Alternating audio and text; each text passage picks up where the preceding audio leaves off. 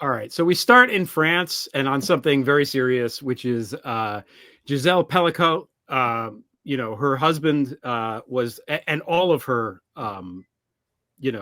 assaulters and rapists were sentenced this week in France.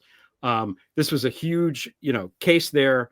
I don't want to go into the grisly details because it's so horrifying. It's almost unbelievable how awful it is. It's a case of mass rape as opposed to gang rape, and there is a difference. So there were 50 men involved with this. The husband or ex-husband is going to prison for 20 years, which is the maximum sentence. The others, most of them were sentenced between 3 and 15 years in prison. And it took like almost a full day for them to read all of the sentences off. So why this is important is that, oftentimes when this sort of thing happens, and this is an extreme case, obviously, but when these things happen, often the police don't do anything at all. Nobody gets indicted. It doesn't go to trial. A lot of times the victim doesn't want to testify or press charges because it's traumatizing, all this stuff. And what Gisèle Pelicot decided to do was to, first of all, come forward with everything. Second of all, to not hide behind anonymity. And third of all, make everything public. And she's been very forthcoming about all this and very brave. And, it's drawn a lot of attention in, which was her intention, about rape culture and all this stuff, and her hope that something good can come out of what happened to her. And I think her decision to do that is brave and noble. And so what happened in the case is basically a security guard wound up catching the husband because he was trying to videotape under somebody's skirts in the mall, and that's how this whole thing cascaded. So you have a situation where that security guard did his job, saw something, got the guy's phone before the police showed up, and the whole thing spiraled from there. And then you have her coming forward and doing what she's doing. And then you have, justice. And obviously no justice can ever be enough for this kind of thing, but there was justice in a court of law. And I can't help but contrast that with what's happening in the United States, where our people who are rapists and sexual assailants are now just being thrown into the cabinet.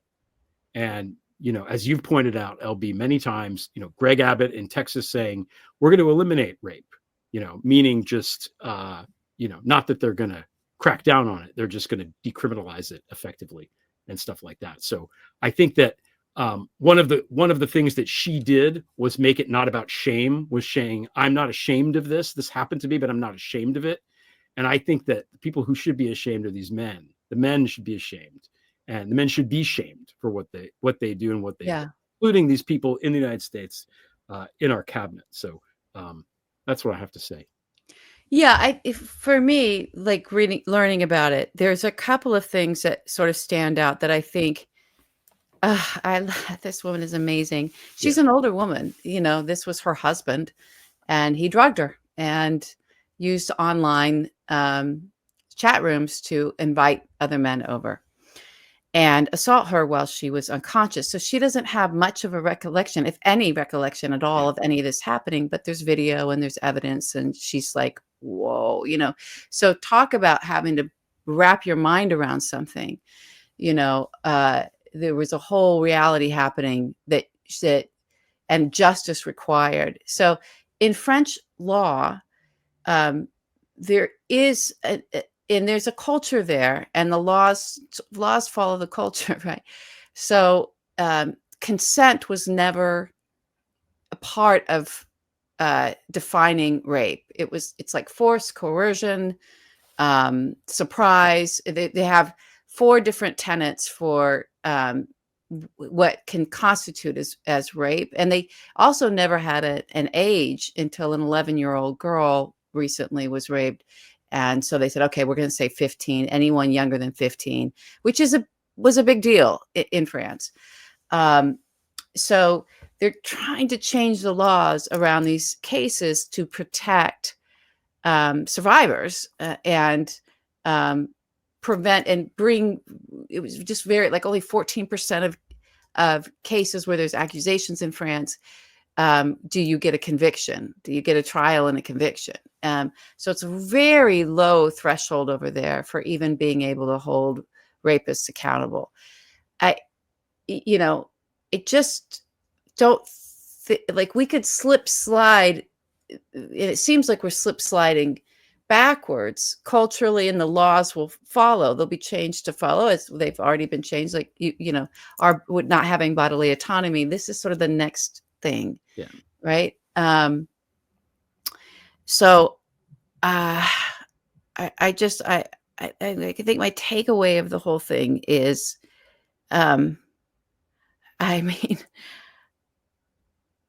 the strength and courage of Gisèle to understand that nothing changes for anyone else unless I do put my face to this, my name to this, call for an open trial, and let all the facts be seen by everybody. Like nothing can happen without that.